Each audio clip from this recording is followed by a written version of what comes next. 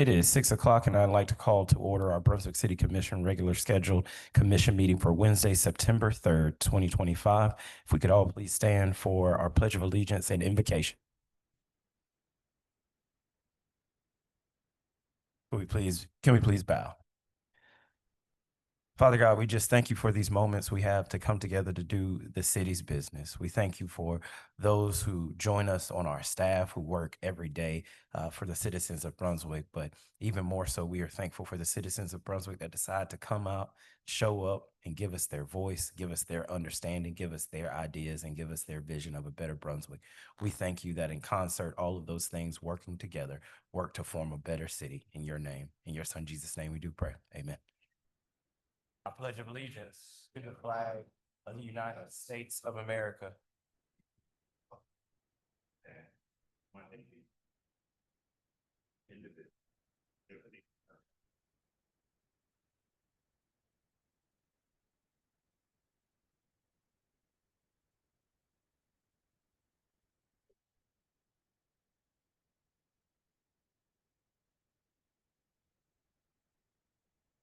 All right.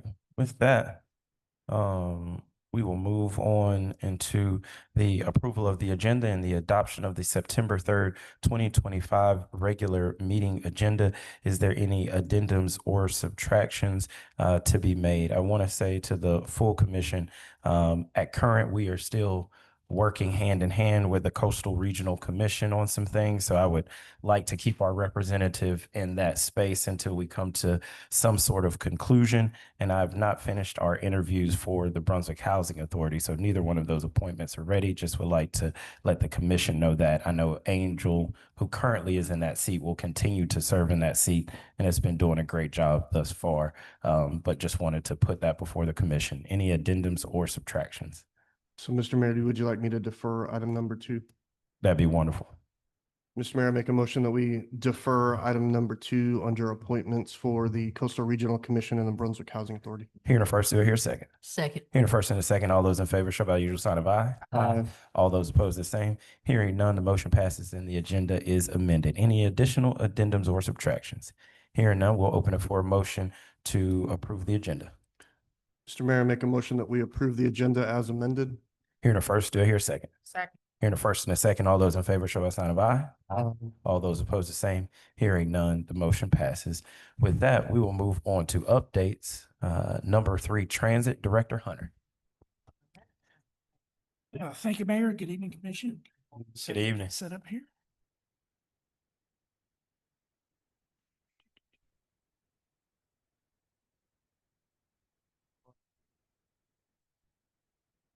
Oh. Yeah, I was about to. I know it's here. All right. Good evening, Mayor and Commission. I'd just like to give you a quick update about our progress in getting our microtransit service up and running and available for the public. We are partnering with our third-party operator, VIA, on accomplishing this, and are excited to bring forward new information to you and updates about the new Brunswick Breeze, which is our transit service here in Brunswick. I'll be going over a little bit of the operational aspects of the transit program and giving you a preview of some of the marketing strategy and assets that'll be rolling out over the next few weeks as transit goes live and is available to the public. We've had a series of meetings with VIA and their marketing team, along with Commissioner Atkinson Williams and Commissioner Saby, who participated and provided some great feedback to the overall visual look that we will be rolling out both with the vehicles and in advertising and with the app. So you can see on the screen what the vehicles will actually look like. There are actually 2 of them in town right now being wrapped and 3 more on the way. And we'll get to have a preview of one of them at First Friday this week downtown. So we'll be giving out some information there and letting everybody see a little bit about what this rideshare program is going to be about. As I mentioned, there will be 5 vehicles total. A couple of them will be arriving on site this week. We're going to be headquartering our part of the operation out of 503 Mansfield. So our vehicles will be parked there daily when they're out of service, and our backup vehicle. That'll also be our customer service checkpoint. So our neighborhood and community services department is going to be assisting with that effort. So they'll be housing lost and found there. That'll be where people can come and obtain vouchers for service. So if they don't have debit cards or credit cards, they're able to utilize the service through payment there. On September 12th, VIA will actually be here with their staff that they are in the process of hiring, doing training out of 503 Mansfield. So they'll get accustomed to the location and be getting ready to go live. We will actually have a soft opening on September 16th. So the first couple of weeks, it'll be live. It won't be as heavily advertised yet, just more of kind of training operations for drivers and our staff to get used to having the service available. At First Friday on October 3rd, we will be having our big launch party. So we'll have our vehicles out, swag available to hand out, lots of information to give to the public. And as we roll forward throughout the month of September, you'll start seeing a lot of things come online. We've already altered the transit page on our website, so it reflects that something's coming, and we've got some preview information there. We will be going to all the NPAs this month, although we did not get to the one last night. So we will be going to the rest of them for the month. We've got a presentation to the county commission. We'll be going to the Chamber of Commerce. VIA's team will hit the ground running and start blanketing a number of places with advertising. They'll be hitting College of Coastal Georgia, the school system, all the usual suspects we reach out to. We'll be starting to do radio spots, TV spots, so on and so forth. The service, we have dialed in our service area, and there's very little change anticipated to what you all have seen previously. It really is the majority of kind of obviously Brunswick proper, but out 341 out to I-95 and up the spur or Golden Isles Parkway all the way out to I-95, stretching over to Fletsy and over to 17. So we got a good service area. We've also included the airport as a point-to-point destination. So we'll not only be able to service any workers that work at the airport and any of the facilities there, but also be able to service anybody on connecting flights from Brunswick. So that'll be a good service. That'll actually be a premium service. Have a higher charged rate, but it's something that we're excited to be able to provide as part of the service. Our service hours will be Monday through Thursday, 6 a.m. to 9 p.m., Friday and Saturday from 6 a.m. to 10:30, and Sundays 8 a.m. to 8 p.m. As y'all know, this is a starting point, and based on our available funding at this time and what we're able to do, as we gain data, a lot of these type things are adjustable. Obviously, we have a contracted amount of hours to provide, but as we learn more about the community and needs, we'll learn more about where we need to fill gaps. So this will be our operating schedule. I would anticipate for the first few months, and then we'll reanalyze that and see where we can make adjustments. There may be adjustments next budget year as we go forward with different funding opportunities, but we felt very comfortable in this starting service hours. The point of our microtransit services is transportation support for our residents, youth, seniors, and commuters in Brunswick. We're working to provide great access to services and employment in the area. The goal is to be affordable. So the Brunswick Breeze rate will be $3 per ride or less. You will be able to qualify for senior discount, military and veteran discount, and student discounts and low income discounts that take that to $2 per ride.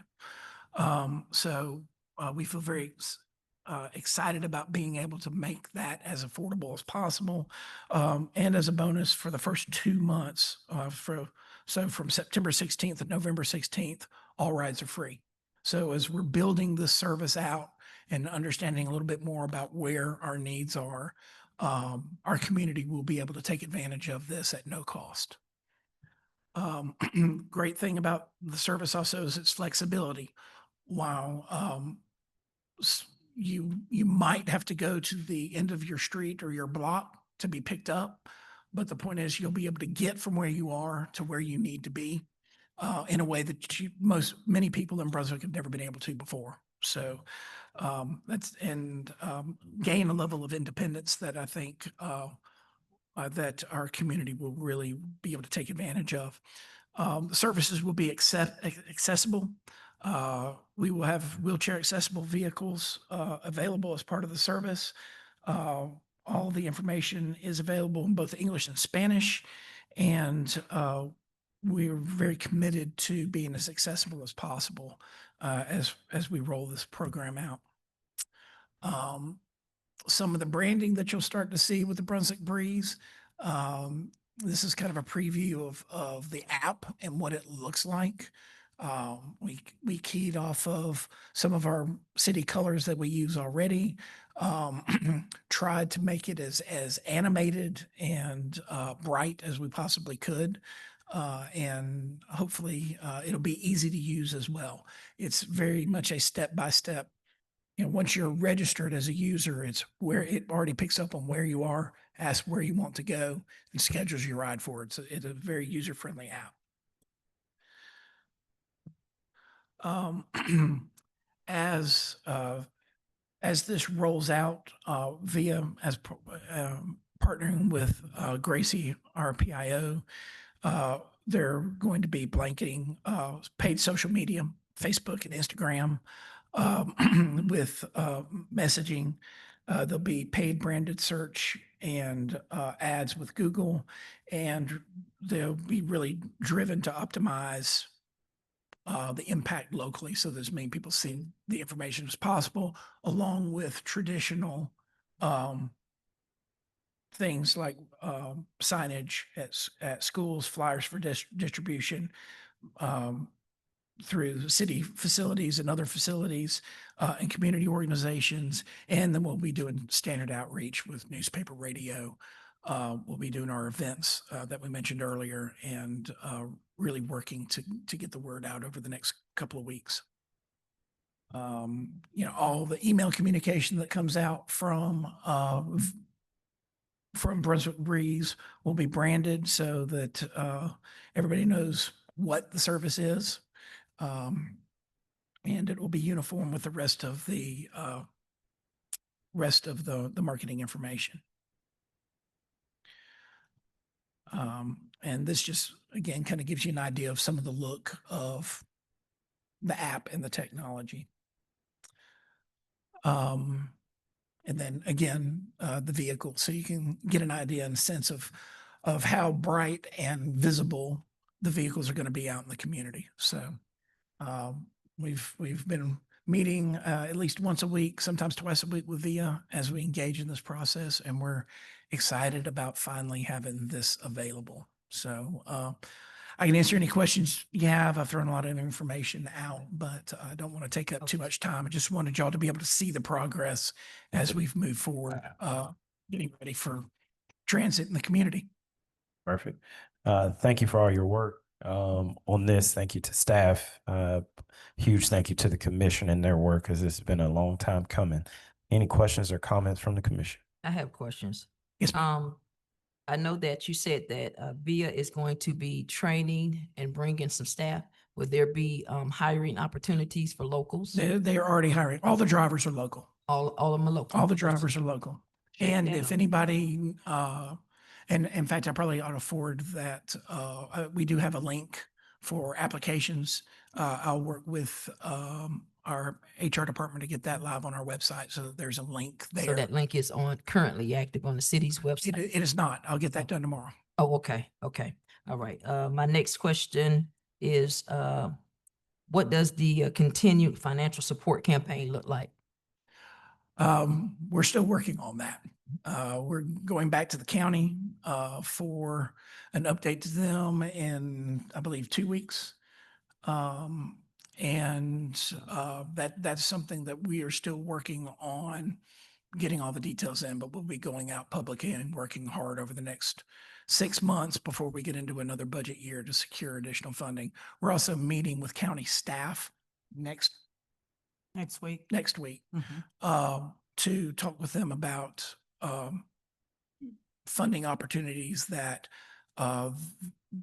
BATS or MPO may be able to tap into that we can't on our own, as well as coordinating later expansion efforts with What- them.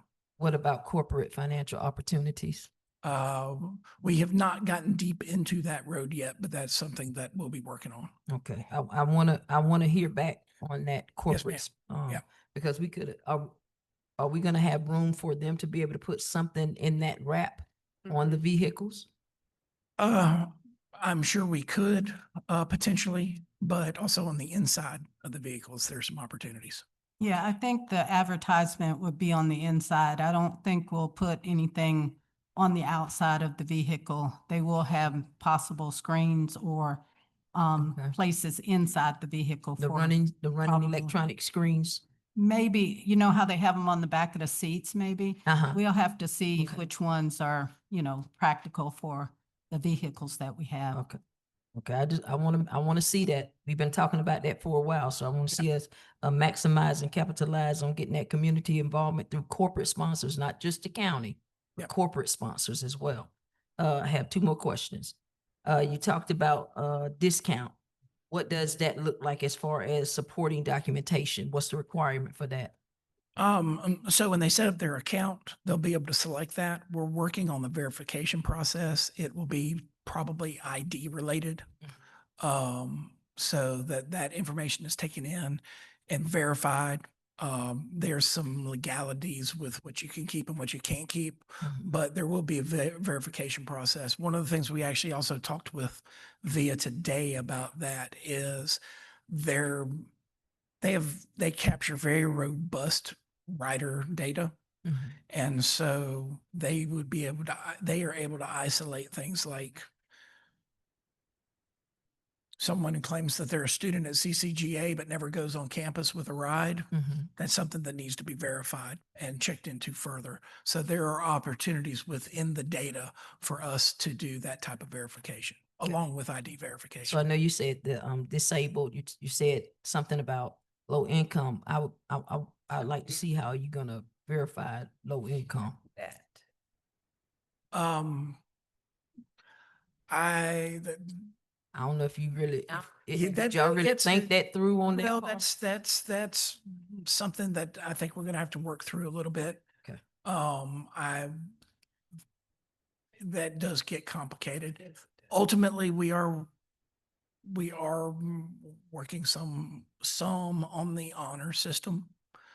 We're also talking about a discount from $3 to $2. Mhm. And while I don't want to make that sound like that's inconsequential, we're also not looking at a steep discount if somebody we may not consider low income is riding at $2. We will work to set up that system. That may be more related to the vouchers that are purchased Mhm. in office and may control it that way so that we're able to verify information in the office and not just in the app. Yeah, we want to make sure we have a Right. sound control mechanism in place for that. I would really like to see how that looks. Yeah. And my And that's last, something we can adjust going forward if, because of the structure of the system, if it's something that we see abuse in those discounts, we can end the discounts.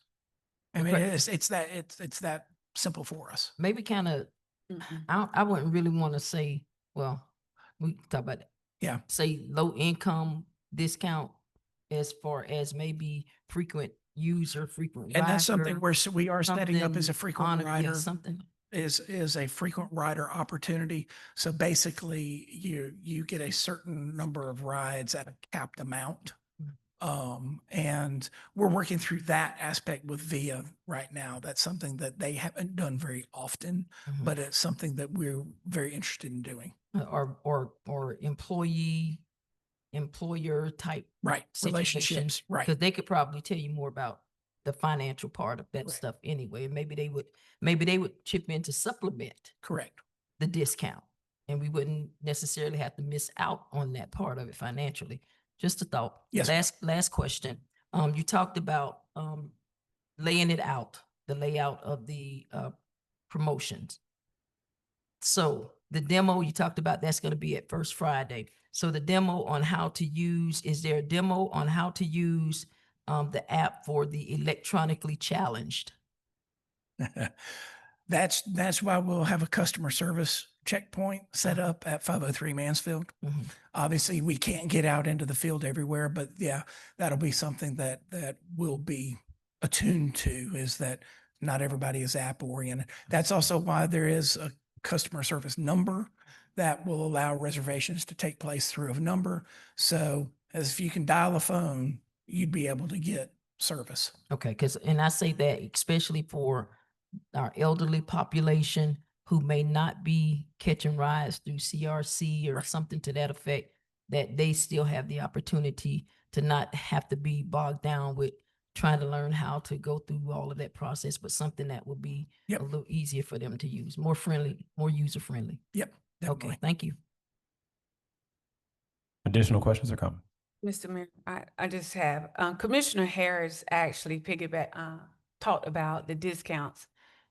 You mentioned typically for, your IDs for your veterans, disabled, senior citizens, you could just take IDs. But the clarity on the individuals who have, at low income disadvantage, that's going to be a very tough one, as you all have already said. But I'm thinking that discounts be there, but as we are gradually opening this up, I think there are some areas we don't need to open up completely unless you all, and like you said, go to the office. If you are low income or SES disadvantage, you have to purchase a voucher in advance to show proof. Some of the proof may be if they are receiving SNAP, just like any other application. But again, you cannot handle it through an app. Some proof be that if you live in some of our housing subdivisions, they're not subdivision, but I know what you mean. Yes, ma'am. housing. So, but I think we really need to think that through because yes, I do serve on the committee, but this discount part was a surprising portion to me because I would have said earlier, we probably want to rethink that. Because a lot of people could say, and good thing there's something in the database to track, because if you're not coming out or asking for a pickup ride from certain areas, then of course not, you're not under, Yeah.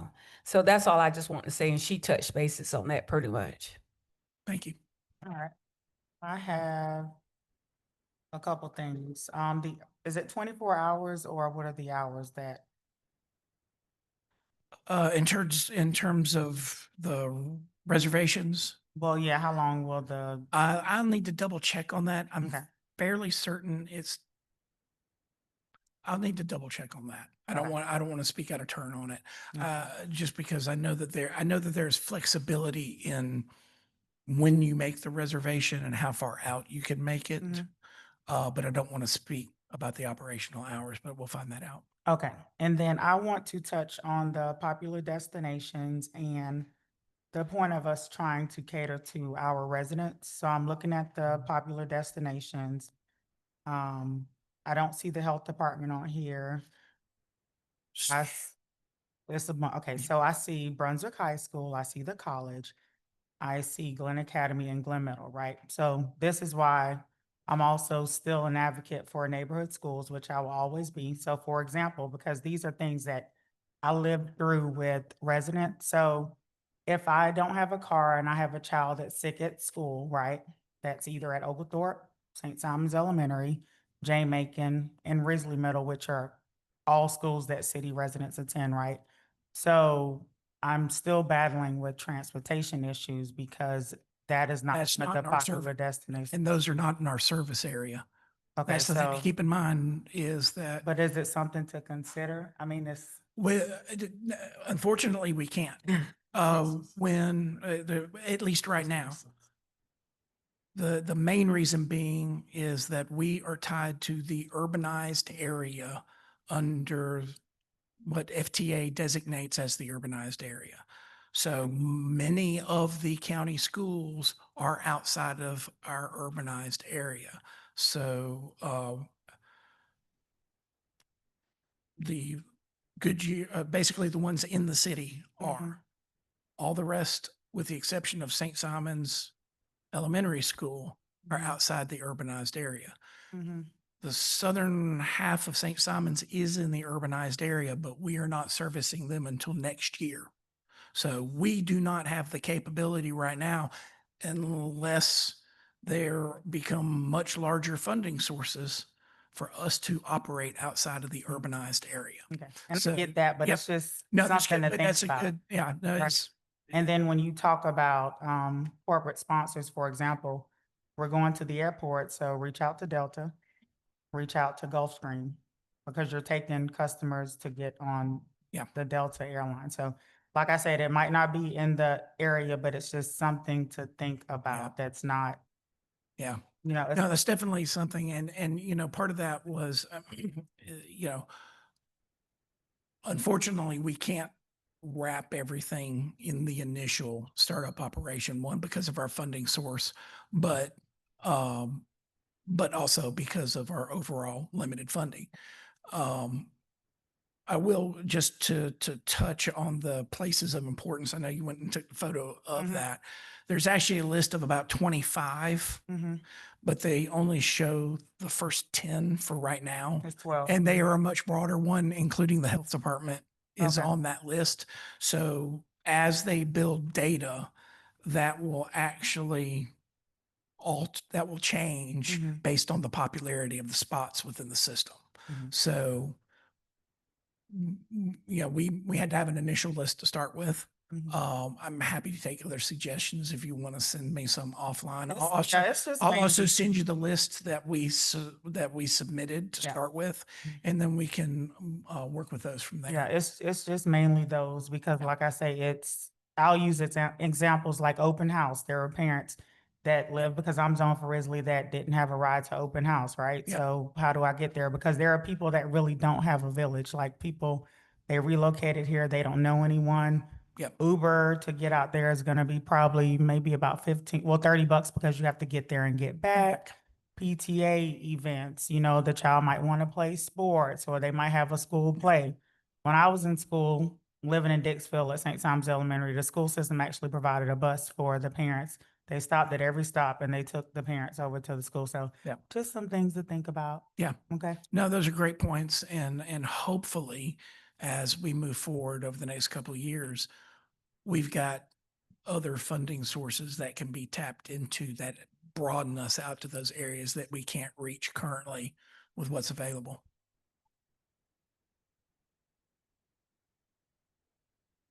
Thank you, Mr. Hunter. Yeah, appreciate you and the staff and all your hard work on this project. I'm excited to see it in action. Couple quick things. I'm familiar with this, but I know I've had some constituents ask about safety concerns, obviously. And so can you share a little bit about the safety measures that we have in place and regarding the cameras and that kind of stuff? So everybody knows. All the vehicles are tracked. I need to look into what system is within the vehicles. Let me get back on that so I can speak a little bit more intelligently about it. Okay. Sure. I just off the top of my head, I'm not sure Sure. exactly how that works. And then But also, they do have the ability to constantly communicate with dispatch and those type things through the tech in the vehicle. and, I- and obviously the drivers don't accept any cash or any payment methods. Correct. We, there have background checks for the driver, Yep. right? So they have part of what VIA does, along with what our requirements are from the FTA and GDOT, is they have to meet all of those requirements for drivers through drug testing, background checks, safety training, all of those things that they have to hit, for us to be eligible to get funding. Right. They have to meet those requirements in order to get paid. Yep. Did you have anything else? Well, I was just going to say that, as you look at it, we've said that this is similar to Uber or Lyft in some manner, but it also is different because the vehicles are clearly marked. The people who are driving are employees and will be in uniform. The vehicles will be clean, safe, and GPS tracked. So it gives a sense of ownership to the person as well as, knowing specifically how you're being picked up. But we will look into the other aspects. But yes, the employees are vetted, background checked, and those things are taken care of. Perfect, perfect. Well, as I mentioned before, I think a lot of us look forward to being on that first ride. The only other thing I'd add, Mr. Hunter, is just please keep us informed. If you'll send us a list of where you're doing the presentations, especially at the county and other like chamber and development authority, I think a lot of us would like to participate in those meetings and be there to show our support for the staff and for this program. So Yes, sir. thank you Will do. again. John, can you get to us, because the slide, we don't have all of those slides. Yeah, in I our was presentation. pulling things together as we kept getting more updates. Our last update was this morning. So, yeah, it is a little different. So I'll resend out the packet. So we can get, and Yep. we can get that full listing of those 25 Yes. locations. Yep. Spots and stuff. Okay.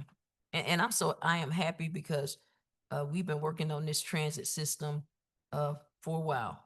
And so we are now at the point that we are about to launch it, and I am ecstatic about it. So it's a great accomplishment. Yes, Can ma'am. we put John on the agenda? Sorry, one last thing. Once we're done with the trial period, can we just get it doesn't need to be a full presentation, but I'd love to see like an update on how many app downloads do we do, how many rides, just to give us an idea and then Yeah. be able to compare that over the next few months when it's not. Yeah, one of the one of the great things about the technology, obviously, is if you're a data junkie, you've got the data, and we'll be able to suss out a lot of information about. And I don't want to be scary, but we will understand our customer base very well, very quickly. And also advise us if maybe that trial period or that free period needs to be potentially extended, or we need to invest more marketing dollars because we didn't get the downloads that we anticipated or what have you. So Yep. great, thank you. Thank you. Thank you, Director Hunter. I want to be quick and run through my maybe more questions or comments than anything. First, I do think it's important for us to, as soon as possible, put the operation times out into the public. So the quickest that we can do that and get it out through our PIO office, I just think that's important. As we build out that time constraint, whatever that is, I would hope that it at least stretches, into 11 o'clock midnight, because what we would hope is that some of these rides are used by college kids who may be coming back and forth or things of that nature. So as you guys work in the time discussion, I would love for us to think about that. The second piece, and they've already touched on it, which is the safety piece. The question that I would, not even question, the piece that I would like to flesh out is I'd assume at some point in time, children, whether in middle school or high school, may be using this to get to school.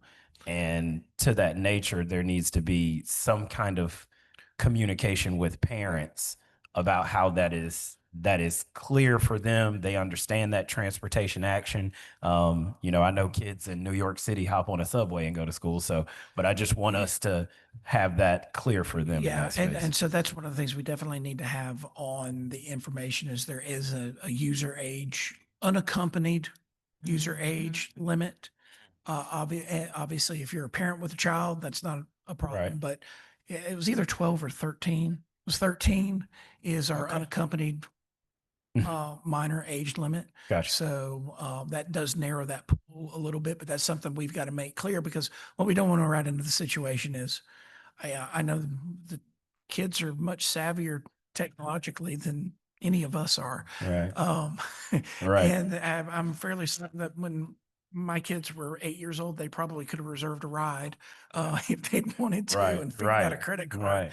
Right. But we want to make sure that that's clear to parents so that they're not trying to rely on that. Mm-hmm.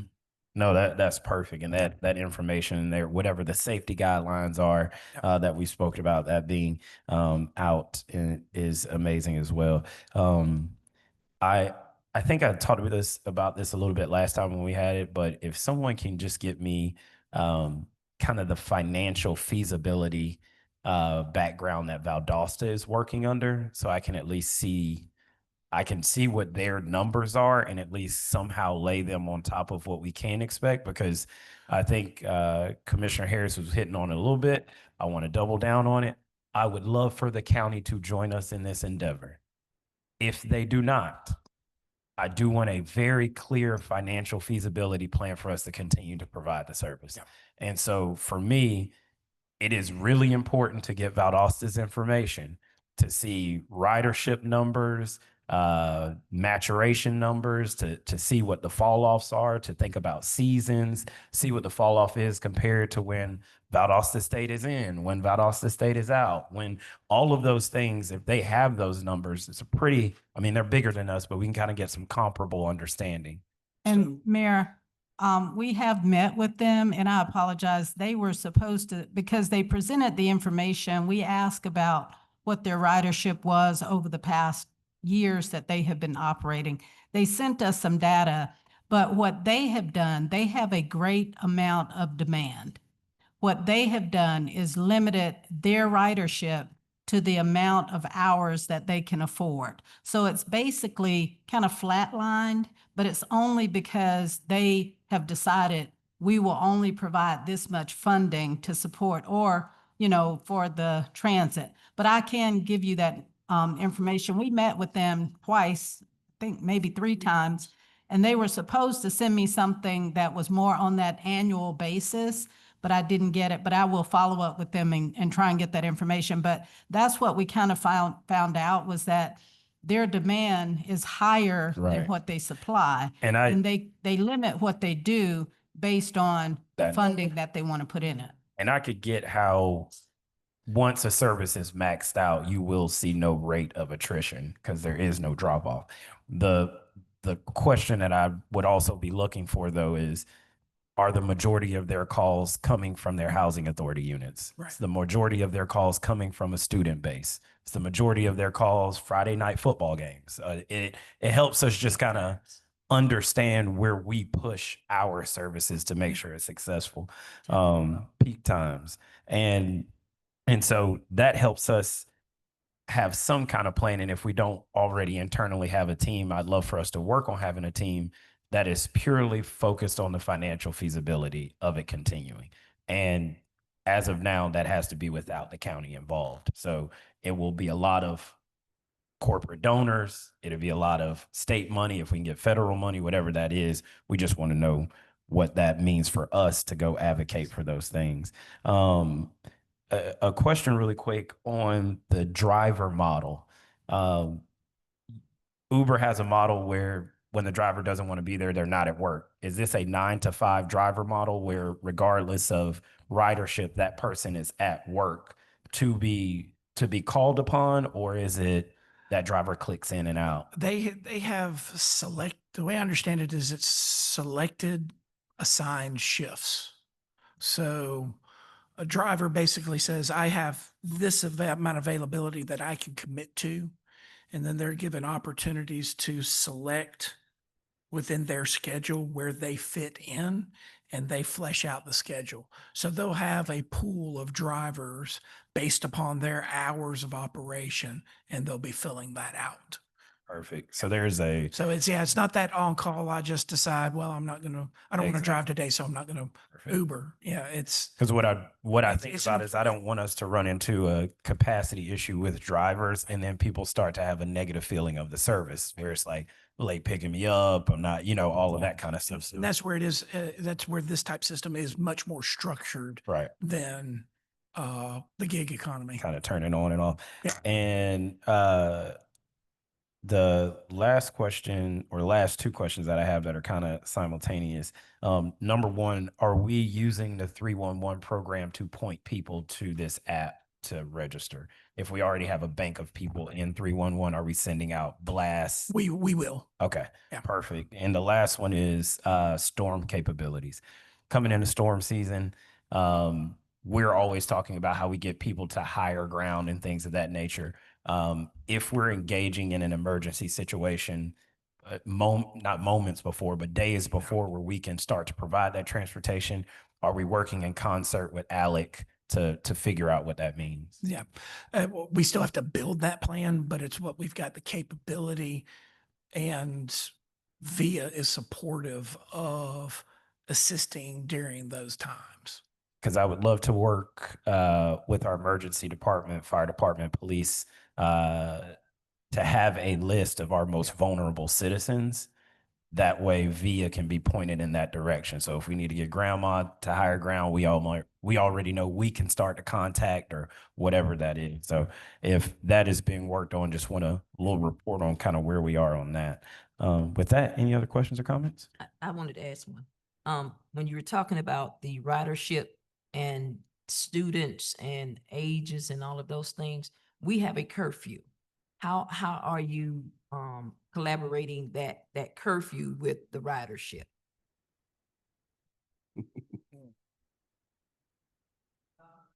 Yeah, we don't operate past our curfew.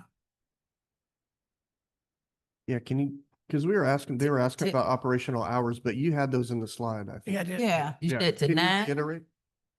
9:30, I think, or 10:30 on the week. 10:30 on Friday and Saturday. What's our curfew on Friday and Saturday? We'll have to check. Is it a,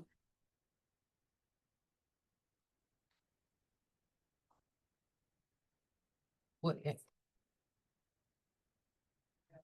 yeah, 9:30 for curfew, Monday through Friday, ages under, we just want to make sure, yeah, yeah. based on our operational hours, I don't think Okay. we're Well- moving without that. And if we were, I'd like to think that would be a 17 or 18-year-old coming home from work. It might be. I'd like to think I would that like to think that too, but reality tells me differently. likely potential is anything can slip through.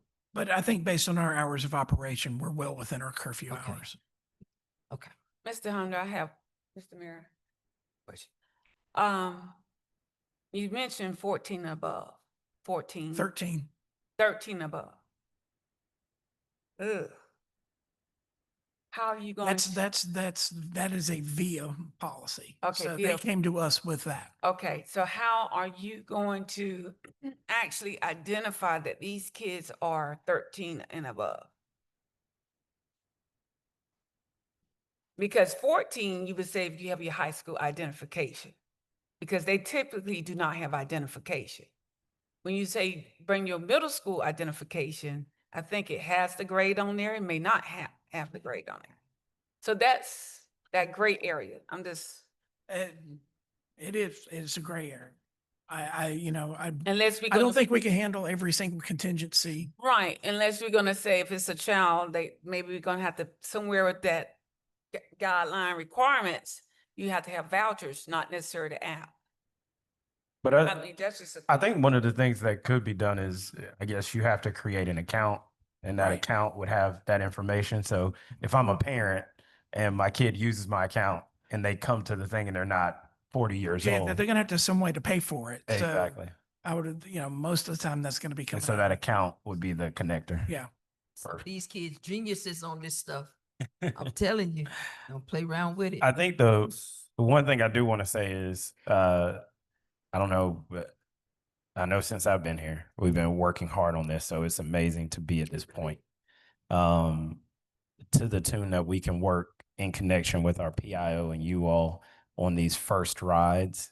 I would love for the first ride to obviously include commission, but also point out We'll those get that set up. also point out those who we want to highlight the most. So if we can find an elder of our community, if we can find a student in our community and just build that out. So this is wonderful though. Thank you. That was the Amazing. plan, Mayor. We were going to have the commission, definitely the first riders and some other citizens. I'll take the senior citizen role. I drive. That's- Can I go get trained to drive? Yeah, sure. Okay. You just have you're retired. You got plenty of time. Yeah. Wonderful. Well, Director Hunter, we're going to jump down to number 4, blight tax. That's good.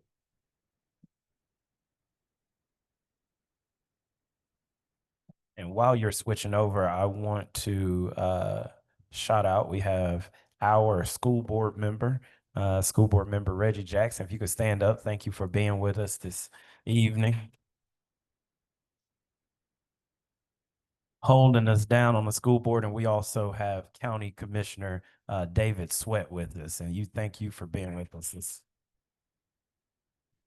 evening as well. And we saw Dion with CRC was hanging out a little bit, so we thank the community for showing up. Director Hunter. Thank you, sir. As y'all know, we adopted some pretty sweeping ordinance changes last December. One of those was our blighted property ordinance.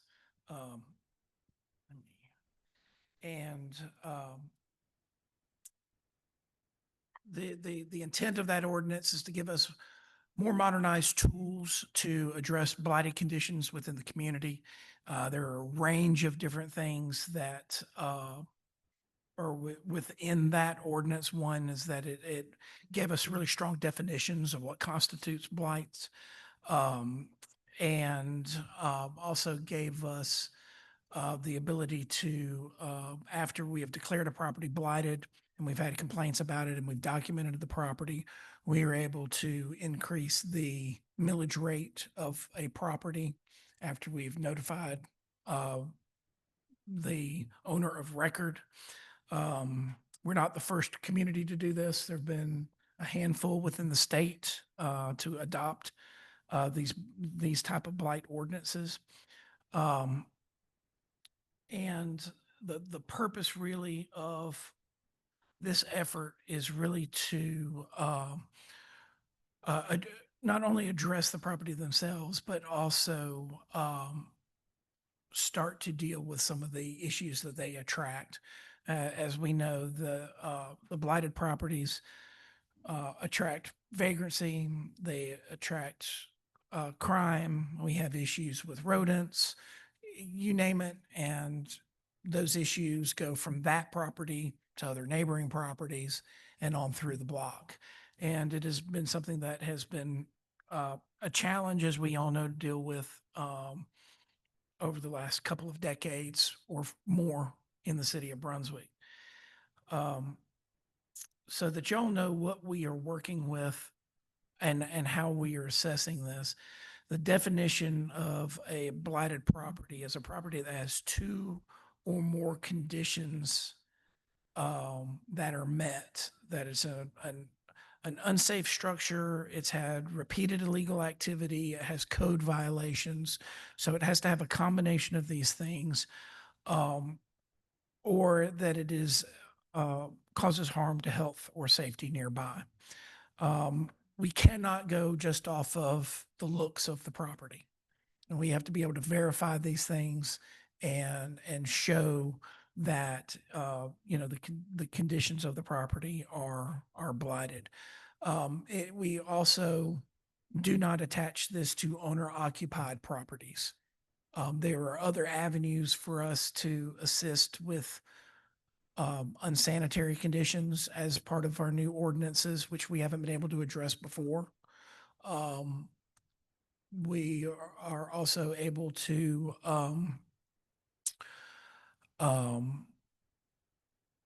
I think look at some other, through our new ordinances, look at some other issues that may threaten properties.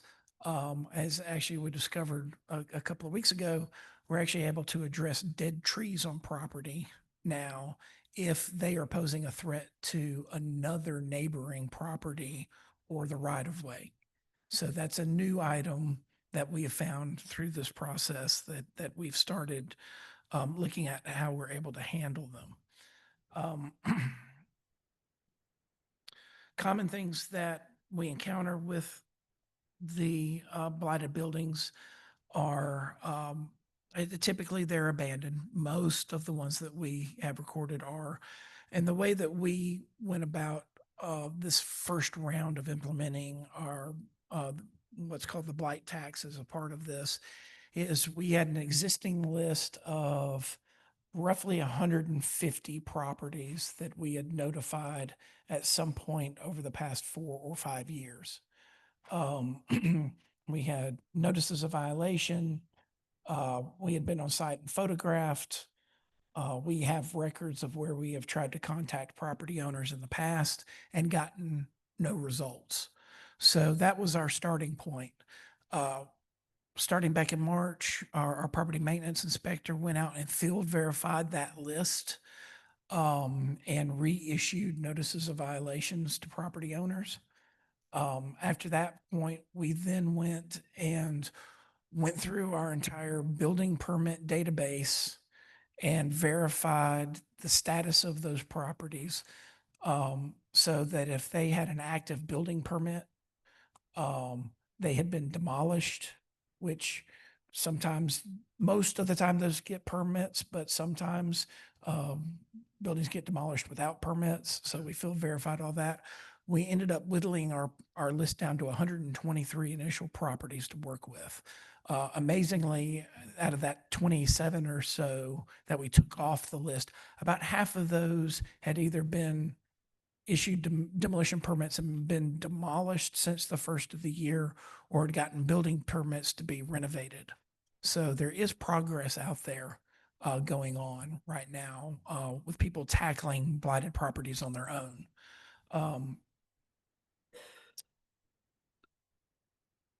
So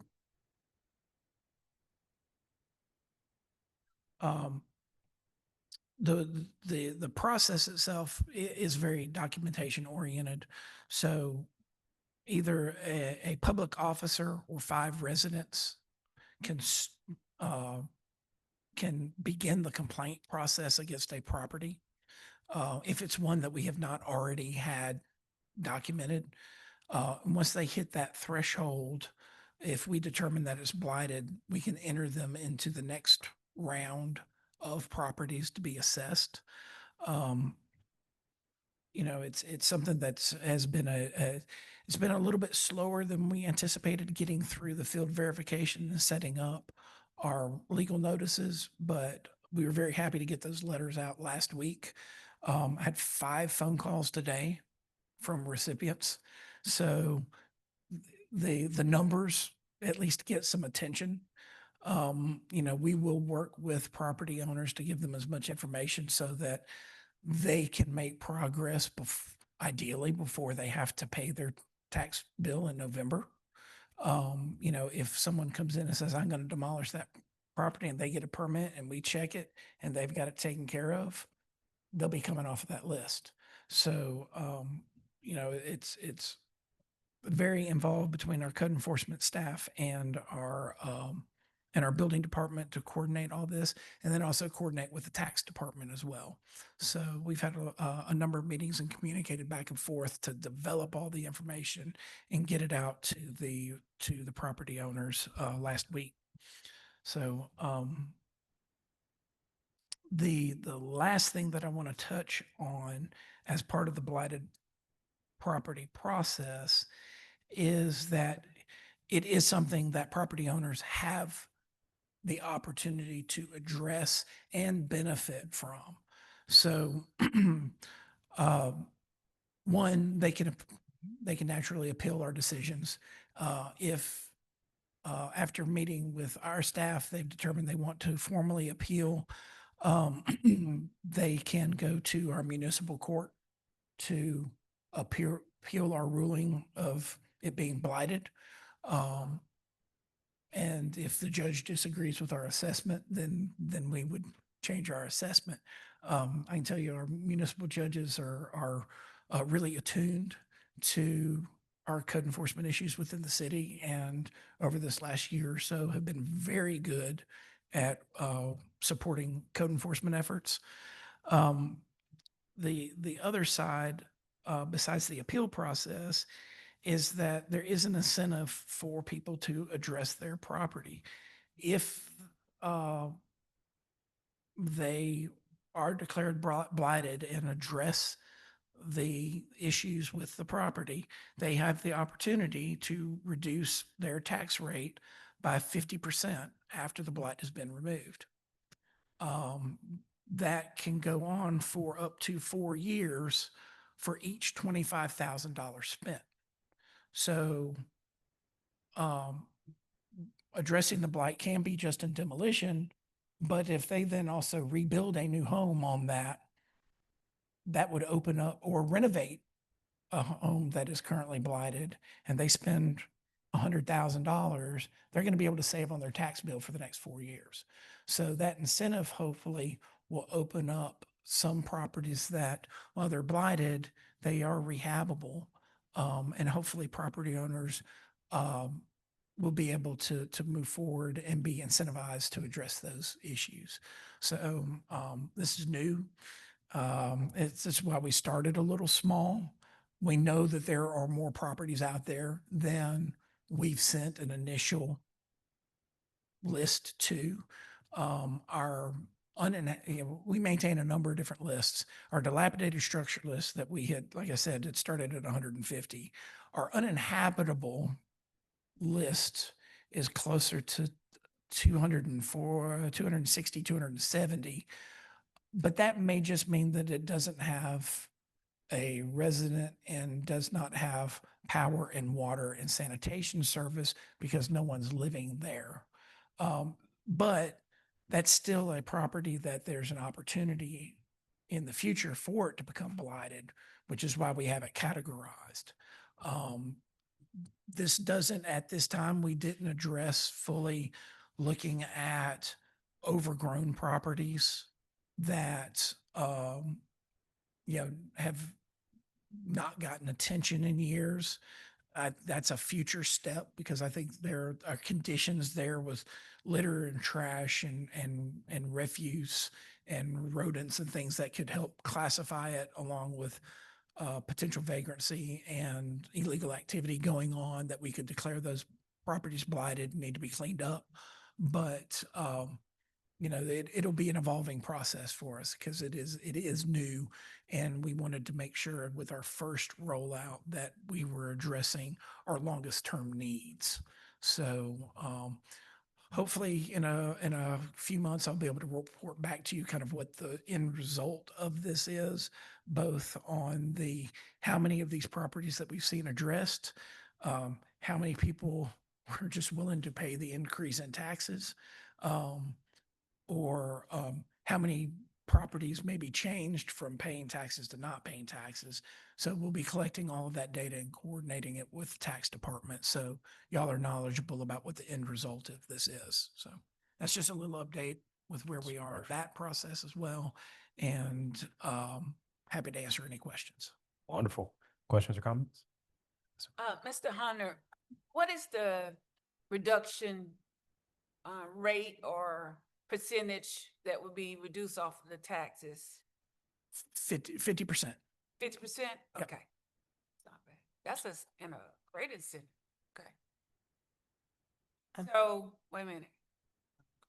Think about it. So 50% of their tax bill, property tax bill. So if the and they may not be eligible. And I may be thinking, if the tax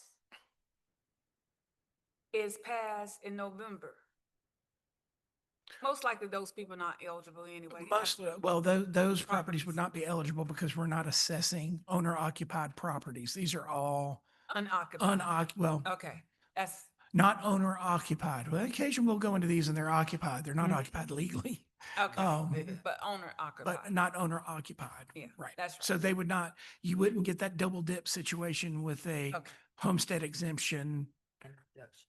and a reduction. Although it potentially could be possible if somebody took a blighted property and renovated it, spent And moved in. $100,000, moved in, it becomes their residence, they declare it a homestead, but it's locked, we've locked it in at that new value of they've invested $100,000 in it and it's not a blighted property. Okay, So those first And it's 4 gotta be years, they assessed. would get a discount off of that, but their homestead exemption would be at that new value post renovation. plus they only would get that 5% if it passes, 0 to 5, homestead, 0 to 5. Right. Okay. Thank After you. the, I'm sorry. Got after the property appreciates. After the property appreciates, not before, because you can't homestead a blighted property. I have two quick questions.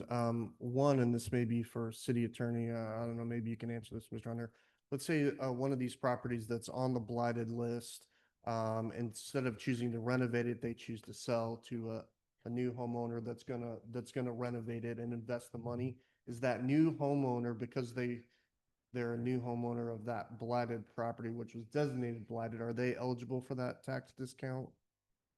They would be the ones addressing the blight. They would be inherited the blighted issues, Okay. and they would be able to benefit So from that. that's Yes.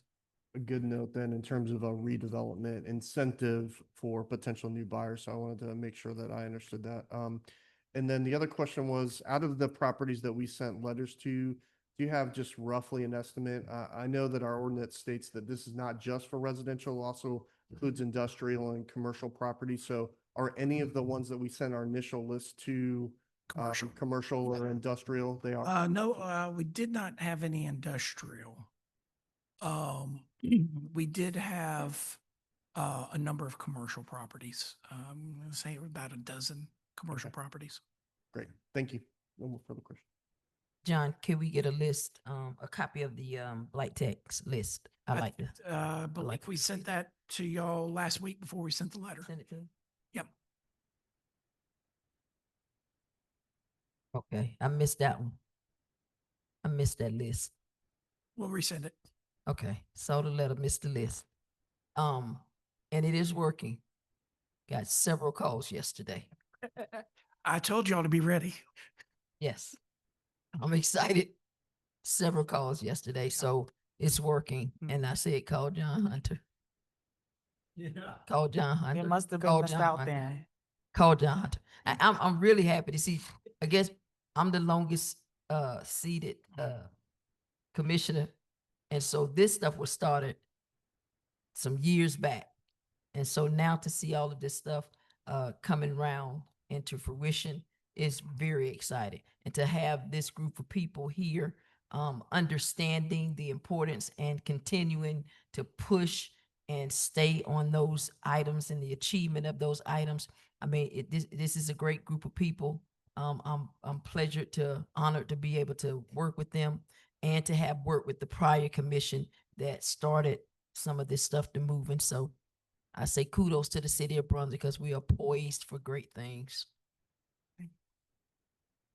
Any other questions or comments? I did have one, not really so much on this presentation, but if it's something that you can just work on. We've talked before about blighted properties that people are living in because they're renters. Because you have a lot of photos that I've sent because actually one of the photos in the presentation, I thought that was one of them that I sent you because that's just how bad it is. So can we work on a way because I know we have a form that tenants can do a complaint, but of course they are afraid because of retaliation from the Yeah. landlord. But things such as you know, and I'll go ahead and say it, the two, I'm gonna say shotgun houses, even though, city manager doesn't like that word, but the two on the 1000 block of Albany Street Yep. that they caught on fire because only one socket worked in the house, and they were plugging up refrigerator and television all in one, surge protector, right? So that was two. So Yeah. to prevent things like that. Yeah, and that's one of the things, you know, unfortunately, this year we have had some staff turnover in our building department as at about the time that we were enacting this ordinance. Two of the things that were enacted with our updated building ordinances, one, we adopted the International Property Maintenance Code, which gives us more abilities to address lots of conditions on properties without getting too technical into it. It's just a lot more than we could before. And it's some of it's simple things like in our old ordinance, it was things that we could just see from the street. We've got ability now better to access property, but we can also inspect the entire property if we get a complaint, not just what we see from the street. So if you're hiding stuff behind the fence, we can address it now. We have better abilities to access the interior of buildings to be able to assess things.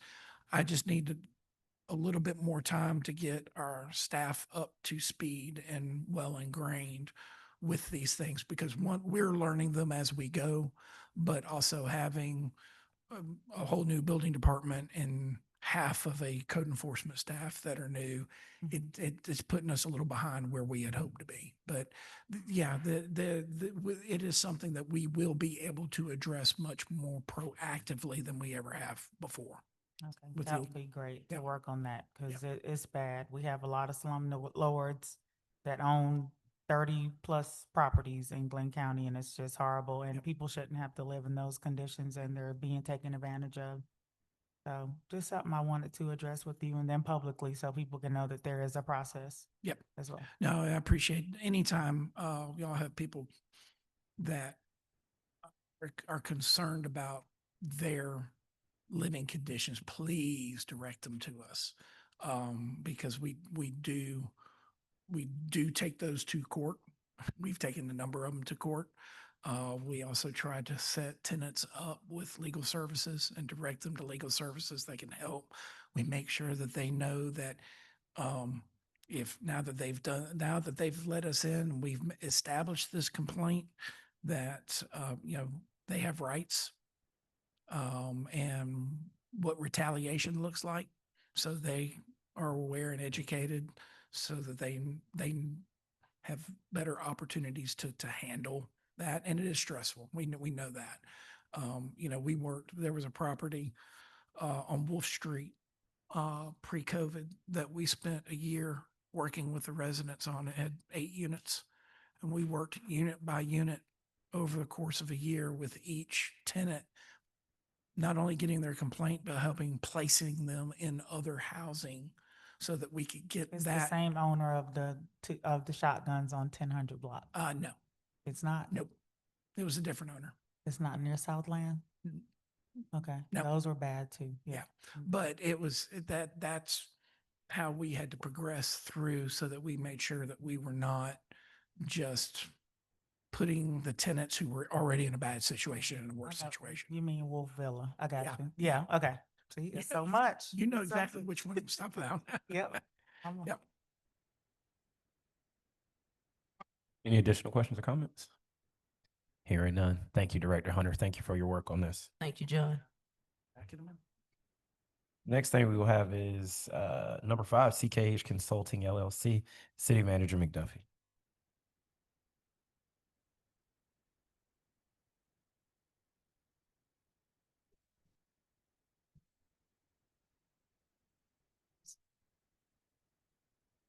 Good evening. Evening. Thank you for the opportunity to give an update on our engagement with CKH Consulting Services for assistance with our financial management. The commission approved that agreement on the August 6th meeting, and we have had several meetings since then. They have come in and did conducted a full assessment of financial operations and spoken with the finance staff as well as our former CFO and the outside accountant who works with us on our audit. And we have come to a list of tasks and priorities that we will be engaging them over the next few weeks. We will have weekly meetings with them to review the work that's being conducted and also to kind of address any obstacles or anything that they come across that we haven't already spoken about. They did start a couple of weeks ago, and from that, they developed a task list. That engagement has already started. They have some dates of that we started with the journal entries for 2024. They were to review all of those entries to ensure that everything was included on the general ledger so that they can kind of match that and reconcile it with the opening balances for 2025. And of course, this engagement is to help us get ready for our audit for 2025 that's coming up, and so that we can meet our goal of having our audit completed by the year end, which is our state requirement. They will be looking at, as of August 29th, completing the review of the journal entries and also reviewing all of the opening balances. As of September 15th, they will look at the entries in our general ledger and make sure that all our tax receipts are in and all of the entries in the general ledger are completed. They will also look at our bank reconciliations. The city has 28 bank accounts, and they will look at all of those accounts to ensure that our reconciliations are up to date. They'll look at, by September 19th is the target date for our credit card reconciliations, reviewing all of the expenses and payments that are posted for our credit card engagement through 2025. And also looking at the due tos and due froms to analyze all the transactions have been recorded between the funds of the city and making sure that anything that's due to general fund is recorded properly, and any funds or transaction due to other funds are recorded properly. They will also, by September 19th, look at our transfers from funds to ensure that all the transactions for transfers to and from the funds are recorded properly.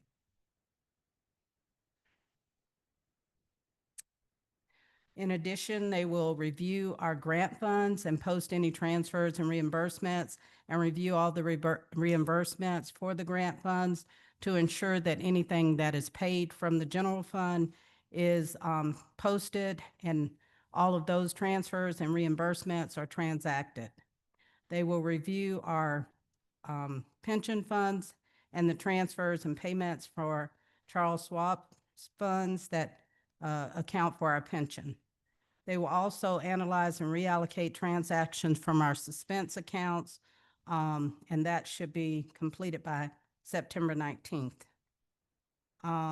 Target date for September 26th is to look at all the use of funds and review and identify any funding used from the general fund and determine what needs to be reallocated if needed and transferred, and make sure that the use of funds is properly accounted. They will also look at our payroll entries, look at our accruals for FY 2025, and also confirm cash transfers between the bank accounts for payroll. As of 9/26 also, they will look at our interest income allocation and make sure that all of the interest income for the Georgia Fund 1 is properly accounted. As of October 1st, they'll look at our prepared by client audit information and try and start on our audit preparedness and readiness. And Also looking at our month-end closing, and that's something that we will review at our next meeting, is the financial reports that we use for the commission, and hopefully review those and get better formatting so that we can properly and accurately provide information to the commission on a monthly basis. In addition to the task and priorities, the process improvements and SOPs that we will work on include the financial report as stated, and also review of the municipal court operation, their deposits and cash handling, look at some other process improvements in our financial processes, including our fund balance policy and other things. Also looking at our centralized merchant service, which is trying to consolidate all of the points of credit that we take, or cash handling or intake of funds, and trying to make sure that we're all using the same merchant service for those transactions. And lastly, look at our credit card platform and develop some policies and procedures for the use of credit cards throughout the city. So that's the task and priority list. We haven't met for this week. We have a meeting scheduled for tomorrow to review the items that they were to complete for the August 29th target date. And we'll be meeting with them tomorrow to review those items and the financial statements. At this time, I'll take any questions. Questions or comments? I know this is an update and we have some other things to get to as well as executive session. So I'll just ask us to keep our questions on this one short, and because they are obviously still working through this, and you can definitely meet one-on-one with Regina or whomever, but I'm sure there may be questions, but I just want to throw that out there. Questions or comments? I just want to say, keep us updated on the progress, because this is a lot and I'm thankful for the details, but continue to strive. That's all I can say. Looking for the positive end results. Comment. Could you have made this any smaller? I was trying to get it on one page. I'm always, making it on one page. That's why I read it off my computer, because I couldn't read.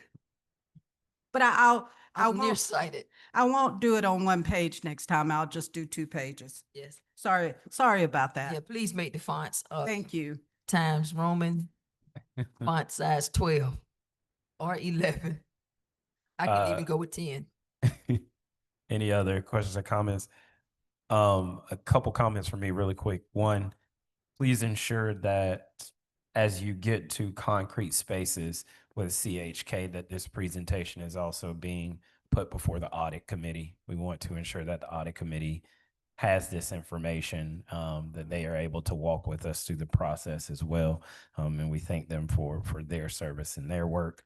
The other question I have is, at some point in time, and I am going to continue to beat this drum, at some point in time, we are supposed to receive TAD dollars. Am I correct? Yes, yeah, go ahead. Have we received? No, but we met with the county last week. Okay. And we are working to make a determination on that. We still have some disagreement regarding how our TAD dollars will be given, but I'll give you an update on that. The reason I ask is because if at the time we are completed with CHK, we have still not received those TAD dollars, then I would like some statement from this financial entity that you all are supposed to be receiving those dollars. And as we do an audit, that money is supposed to be there and it's just not there. And so at some point in time, I don't know how the meeting with the county went. I hope it went positive, but we need to see those dollars manifest fairly quickly, or we are going to have to take a different posture than we've been in during this time. So it would be great if we get it cleared up before, great. But if not, I would like some statement from a financial entity saying, you all just have a blank account here that you should be receiving in. So Right. With that, that's all we have. I got, Thank- yeah, Oh, my bad. sorry. Go ahead, Lou. You jogged a couple things, and I'll piggyback on the TAD thing, and yeah, I know you and I have talked about that. Also, in relation to that, I'd love for our financial team, as it's made up, to share what that collection process timeline has been or should have been, and how that would relate if those funds had resided in the city of Coffer, i.e. then we would have invested them in Georgia Fund One, and so what that interest number would look like. And then two things I'd love to make sure we add, in your green list there on process improvements is I'd love a recommendation on, we've got money allocated for financial software, so what their recommendation would be for that and what that process would look like. And then also travel reimbursements and what that looks like, and maybe an updated policy on how that process and all that. So Yes, I'm we sure that's have, probably lumped into one of these other line items, but just wanted to highlight those two things. those are, and I'll make sure they're added. Thank you. Wonderful. Thank you, City Manager. With that, we will move on to number 6, consider approval of August 2025 work session and regular scheduled meeting minutes. If there are no addendums or subtraction, we'll open it for a motion. Motion to approve the August 2025 work session and regular scheduled meeting minutes as presented. Hearing the first, do I hear a second? Second. Hearing the first and a second, all those in favor show by sign of aye. Aye. All those opposed, the same. Hearing none, the motion passes. We'll now move on to number 7, consider approval of resolution for the Georgia Department of Transportation, DOT/Federal Transit Administration, FTA 5307 FY27 Transit Funding Application. We know this has to do with what you already presented on, so we thank you Yep. for sticking it out with us. Yes, thank you, Mayor. I think, as most of y'all are aware, we apply annually for funding via GDOT, this FTA funding through what's called their small urban transit program. We are eligible to apply for up to just over $1.2 million. There are matching requirements with that vary depending on what we are applying for. Capital dollars, it's an 80% funding formula and 20% match. Operational dollars are a 50% match. So we are applying this year for primarily operational dollars based on our contract with VIA. Based on our contract, we will be applying for just a little over $920,000 in FTA funding this year. The remainder would be local match. There will also be a very small amount, about 1%. It's about $18,000 that will be capital dollars that are related to security and surveillance. That's a requirement that FTA and GDOT put in. So if we need to add cameras at 503 Mansfield to monitor our parking lot, or we've got sensitive areas that we need to improve security on, we've got funding available to do that. And that's part of their formula requirements. What this resolution does is basically y'all are giving me the ability to fill out that application and submit it on your behalf. That way, thankfully, I don't have to come to the mayor and get him to sign 27 different documents. And I think that it's actually like 42 signatures on 27 documents. But that's a very quick synopsis of that. This is a requirement for the grant program. It's their language. We don't have wiggle room on these things. I will, once we have completed the application, I'm working on that now in my spare time. And once I have that detailed application together, I'm happy to share it with all of y'all before it's submitted. It's not very interesting reading, but it is a fairly intensive application. And but we do know the numbers because of our contractual situation with VIA. We always have the ability to spend less. We don't have the ability to spend more. So as we go through into next year's cycle, if we get into FY '27 and there are not partnerships in place, we have the ability to reduce these amounts. So this would just be the max that we are applying for at this time. Wonderful. I know we have a little background already on this and have had it for a little bit. So any other questions or comments?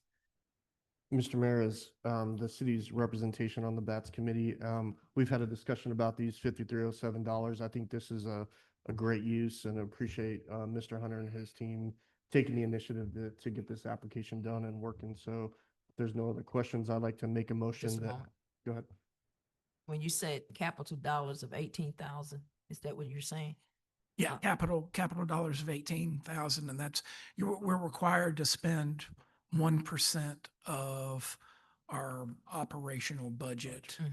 on some sort of security improvements annually, and that can run the gamut of different things. We'll be working to identify what that need is over the next couple of weeks. We have roughly the same amount of money, a little bit less. It's more like $14,000 in the FY '26 funds that we're currently able to tap into. So it's just one of those continual things that they require. We may have to get creative at some point on how that's spent, but that's just part of the program. So what's the other, what would be the other actual capital match? 20%. So it'll So be ours would be 20. $3,600, and the state pays 10% of that. So Okay. our match on that's like $1,800. Okay, that's what I'm Yeah, trying to make. that's really nominal. Totality, give me a It total comes down. Yeah. picture of what we'd be coming out financially. Yeah. Okay, all Yep. right. And so is there any in-kind match in this, or it's just capital? No, No? Okay. not any kind of match on this. Okay. Any other questions or comments? With here none, we'll open it for motion.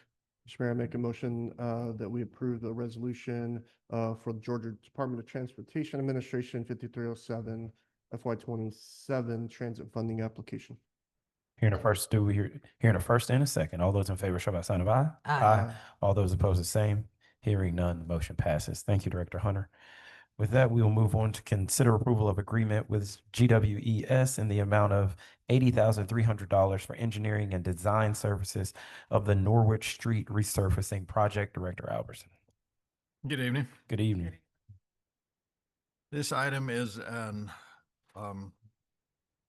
agreement with GWES, like you said, for design services related to the Norwich Street resurfacing. When we implemented or voted on the SPLOST, we said that Norwich Street will be one of the roadway infrastructure improvement projects that we take on. So just kind of getting that lined up. We're still, as you know, working through the Altama project. We want to get that, pushing to get that to construction in the next couple of months. So we're not trying to jump ahead of that. We still want to get Altama under construction and get that built, but we want to have this one ready when that one's done so we can just move right on into our next one. The scope of this project includes milling and resurfacing of Norwich Street from the Glen Academy, the front of Glen Academy there, to 5th Street, which is approximately 2 miles, the length of the city there. Like I said, mill and resurface basically in the same footprint it is within the existing curb lines, going back with a single lane in each direction with parallel parking on each side. A couple of additional tasks that we will look at in there is vehicle counts and turning movements at the 4 signalized intersections, G, L, 1st Street, and 4th Street, to confirm the volumes there, make recommendations whether or not those dedicated turn lanes need to stay or they can be removed and just have through lanes. We'll have a strengthened pavement section design. If you've noticed at those intersections, there's pretty severe rutting from the braking vehicles approaching those lights. So we'll want to strengthen that pavement section there to try to avoid that, possibly with stopping pads or concrete braking pads there. And then looking at pedestrian improvements specifically at a couple of intersections along there, most likely the ones that already have pedestrian facilities there. Adding some curb bulb outs, and shortening the distance, pedestrian crossing distance, and they're providing a place for some lighting, maybe a bench, maybe some streetscaping there to improve the look. Otherwise, other than the curb bulb outs, the curb lines will not change. We're not looking to make drainage improvements along there, moving drainage inlets or any pipe work along there, no regrading. The stormwater will still continue to work as it currently does. We're going to look at a couple other things. We've mentioned the Norwich Street, Norwich Commons Fund, and some money from there to do some lighting and that kind of thing. So we want to make sure we include all of those things as we work through the project here. We put this out for proposal amongst our pre-qualified consultants. We got back 4 responses on those, GWS being the low price of those 4. I think the other 3 responses were a little bit higher. I've read through this, talked to GWS a little bit. They're meeting the tasks that we asked for within our requests. So I feel good that we're going to get the product that we want there. I think they're just lower. We just happened to hit them at a good time, and they needed some work and worked out to our benefit.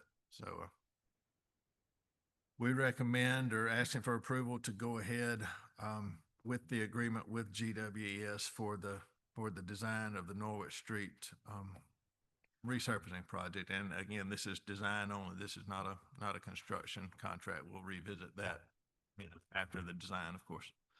So. Wonderful. I know Commissioner Harris did a great job asking a lot of the questions that I was thinking about on the finance meeting. One of those questions that she did ask is the discrepancy of the values of the 80,000 and the 112. So I'm glad you cleared that up, that we're just finding them at a good time. But any other questions or comments from the commission? Yeah, I just want to verify, Director Albertson, that this proposal also includes, when they do the conceptual design, does that include price estimates? So we'll have an idea. Yes, it does. Okay. Yes, it does. Great. And then, and that includes the potential landscaping for the bump outs as well, an Yes, estimate sir. on that costing? Okay, great.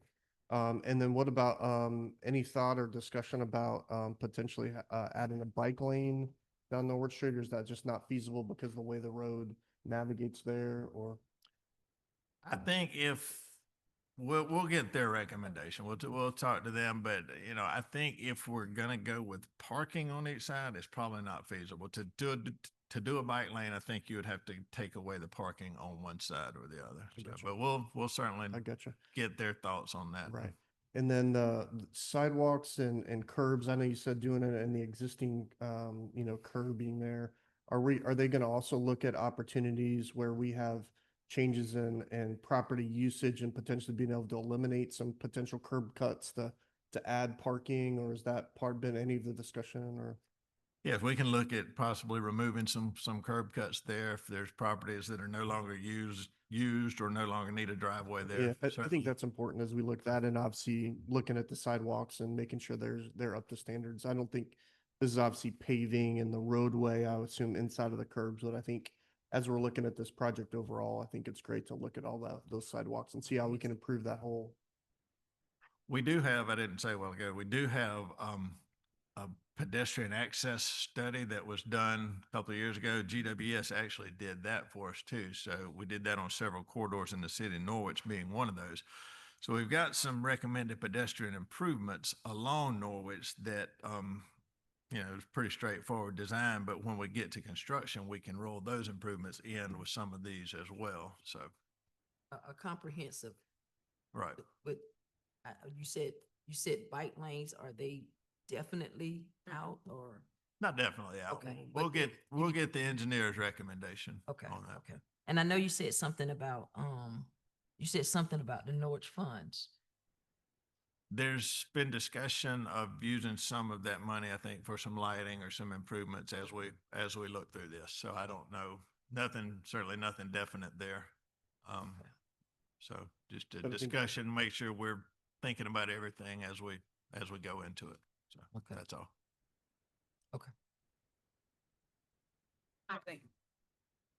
I think I answered my own question, but I noticed a lot of parallel parking. I thought we were going to have, I guess you could call it perpendicular parking or that type of parking.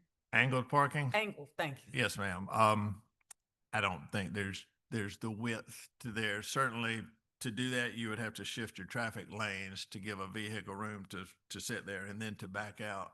Okay. You'd only be able to do it on one side, and even then, I think you would have to shift your travel lanes to one side of the roadway. So there's just not space there. Okay. All right, that's fine.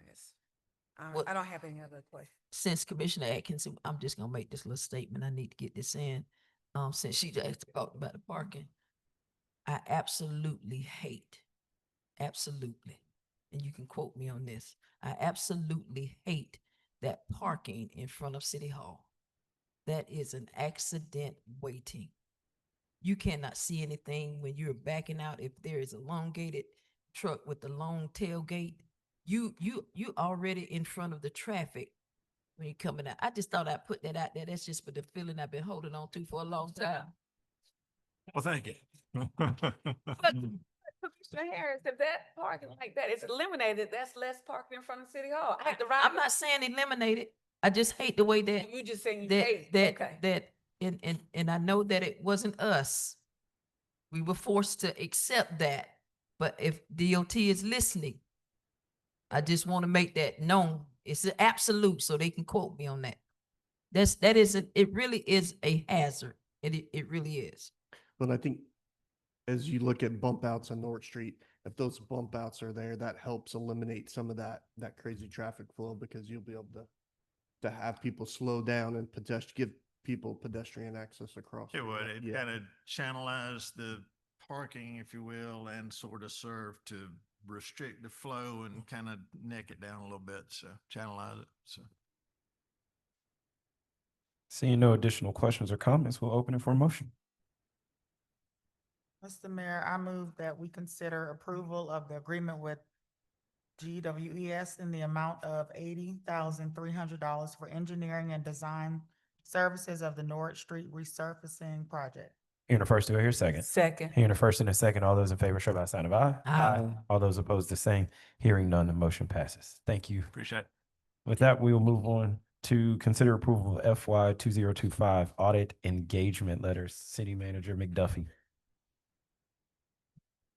Yeah. Go ahead. Don't have to say much on this one, huh? Good evening. Yes, this is just the audit engagement letter for fiscal year ending June 30th, 2025, which was our previous fiscal year.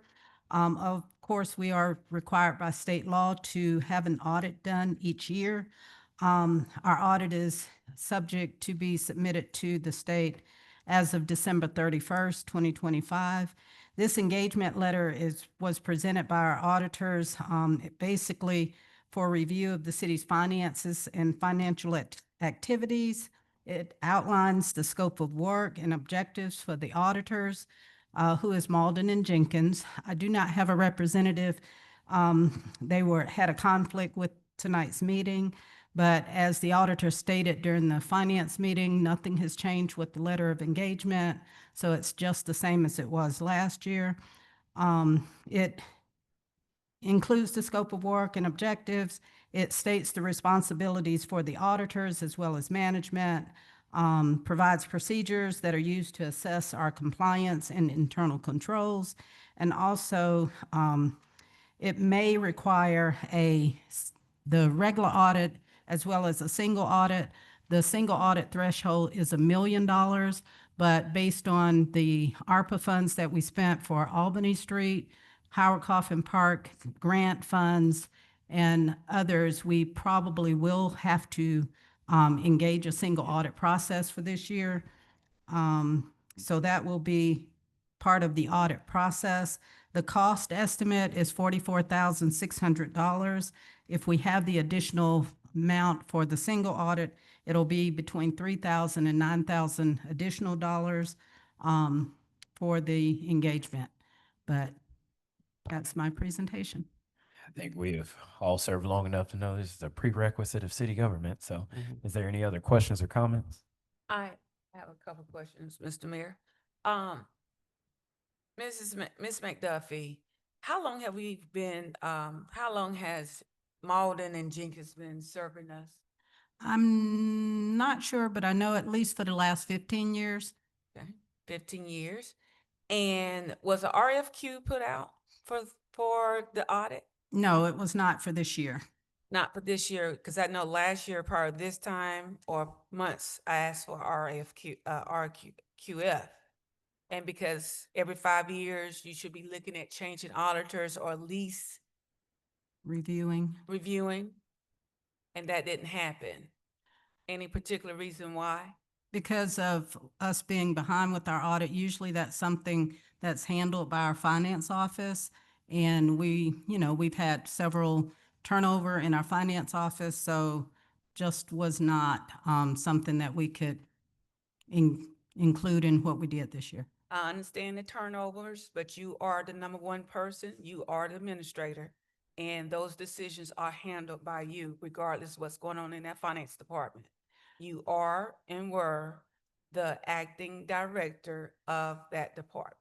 But I would not recommend changing the auditors this year, mainly because of what we are going through with our financial assessment and activities. Taking on a new auditor is a very major undertaking. So I would not have recommended doing that this year.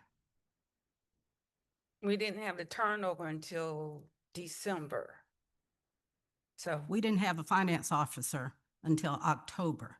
We didn't have but one person, the assistant finance officer, for most of last year. We were working with external and the former finance director. And finance, again, right now, we are engaging management services because of that. we had a financial officer hired in August of 2024. And we lost a assistant finance director in December 2024. But meanwhile, you were, and it doesn't matter who's in those positions, you are the responsible person for those I in that am. department, okay? I just want to make sure we understand that correctly, so we can't keep, and there was a request to look at or doing an RFQ for new auditors. Now, granted, if the RFQ had gone out and these people were end up being the chosen one, that's a different story. But we don't have any choices now but to look at, to accept Malden and Jenkins. Okay, I'm finished. Any other questions or comments? Statement. So duly noting that at the time of renewal of the next audit, can we move forward as the commissioner has requested? Certainly. All right, thank you. Any other questions or comments? Hearing none, we'll open it for a motion. Mr. Mayor, I make a motion to accept to move with the approval of the FY 2025 audit engagement letter. Hearing the first, do I hear a second? Second. Hearing the first and the second, all those in favor show by sign of aye. Aye. All of those opposed, the same. That was 4-1. The motion passes with an approval. Any other comments or questions before we move into executive session? With that, we will open it for a motion to move into executive session for the purposes of I have real estate and litigation. real estate litigation and personnel. Mr. Mayor, I make a motion, we adjourn to executive session for the reasons of litigation, personnel, and real estate. Hearing the first, do I hear a second? Second. Hearing the first and the second, all those in favor show by sign of aye. Aye. All those opposed, the same. Hearing none, we are adjourned for executive session.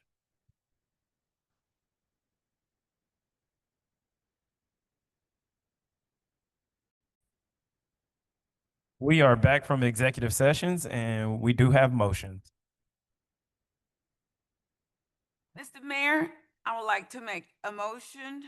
I move to authorize city attorney to execute the settlement agreement with the USA.